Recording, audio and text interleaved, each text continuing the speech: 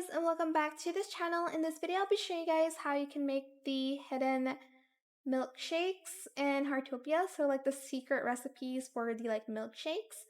So you're going to click on this one. Don't do the recently used recipe, but use this one, and then make sure you've made the original one first. Then here you're just going to want to change the fruits, I guess, and they also you're also able to use the matcha powder. I'm most curious about that one, so let's make that one first.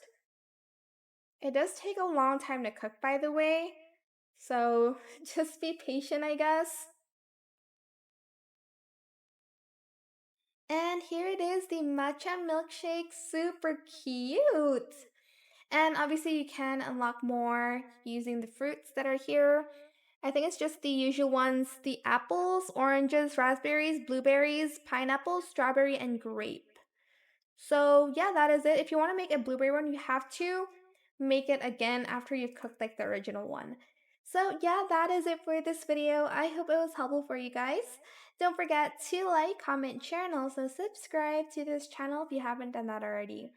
If you have any more questions about this video, just leave it in the comment section down below. I will try my best to answer them all for you guys. And if you found this video helpful, please click the thanks button as well. That is it. Thank you so much for watching. Bye!